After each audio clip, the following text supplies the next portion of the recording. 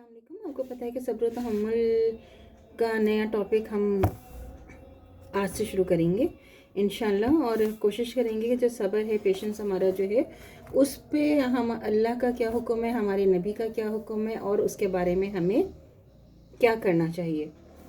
तो पहले तो हम इसकी मीनिंग्स पढ़ लेते हैं कि सब्र और तहम्मुल के क्या मीनिंग है। लुग़त में सब्र का मफ़हूम है रोकना, सहारना, किसी बात पर कायम रहना, तकलीफ़ों की शिकायत ना करना वगैरह। इस्तिलाह में सब्र इसको कहते हैं कि अपने नफ्स को घबराहट और परेशानी से रोका जाए।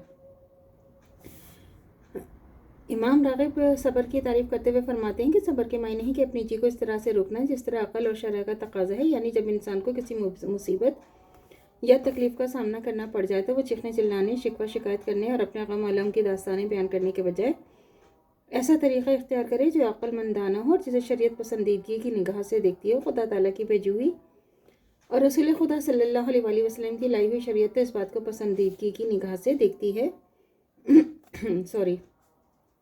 कि दुख, तकलीफ़ और परेशानियों के वक्त इंसान इस मुसीबत को खुदा की तरफ से आई हुई समझकर उससे हद्दुल इम्कान खंदा पेशानी से बर्दाश्त करे, ज़बान से ऐसे कलमात ना निकाले जो खुदा को नापसंदीदा हों, और याद रखते हुए जो मुसीबत आई है इससे बड़ी मुसीबत भी आ सकती थी। खुदा को इसका शुक्र अदा करे, इसने इससे बड़ी मुसीबत से बचाया हुआ है। खुदा की रज़ा के साथ राज़ी रहे और साथ ही उस मुसीबत के दूर होने की दुआ भी करता रहे। अल्लाह से उम्मीद रखे कि वो इसे इस परेशानी से निजात देंगे। कुरान हदीस के मुताले से पता चलता है कि लफ्ज़ सब्र बहुत वसी मायने का हामिल है। आमतौर पर हम यही समझते थे कि किसी माली, जिस्मानी, जज्बाती, दीनी और मुसीबत के आ पड़ने पर जो जज़ा फ़ज़ा करने से रुके रहना और उसे खामोशी से बर्दाश्त करना सब्र है। हालांकि सब्र की कई और शक्लें भी हैं। मसलन किसी आला मकसद के लिए जद्दोजहद करते हुए रास्ते की मुश्किलात और नाकामियों के आगे हार ना मानना, हद्दुल इम्कान अपनी जद्दोजहद को जारी रखना भी सब्र है। ऐसे ही जब हालात इतने सख्त हो जाएं कि इंसान कुछ भी ना कर सके, इस वक्त भी अपने मकसद को फरामोश ना होने देना और अमल करने के लिए मुनासिब मौका मुंतज़िर रहना भी सब्र है। इसी तरह किसी ज़्यादती करने वाले के जवाब में ज़्यादती करने के बजाय हुस्न सलूक करना, या कम से कम ज़्यादती का जवाब देने हुस्न सलूक करना, कम से कम ज़्यादती का जवाब ज़्यादती से ना देना भी सब्र है।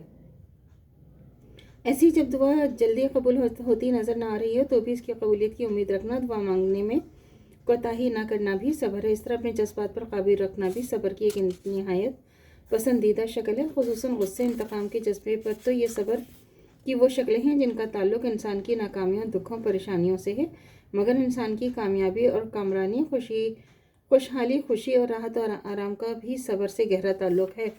कामयाबी और खुशी की हालत में सब्र यह है कि इंसान अपनी इस कामरानी मुसर्रत के बाइस फूल कर कुप्पा ना हो जाए, फ़ख्र और गरूर में ना आ जाए, बल्कि अल्लाह ताला का शुक्र गुजार होते हुए इंकिसार से काम ले और इस दरख्त का तरीक़ा इख्तियार करे कि जिस पर फल लगता है उसकी टहनियाँ नीचे झुकती हैं। अल्लाह ताला इंसान को गम और खुशी दोनों चीज़ें देकर आजमाता है।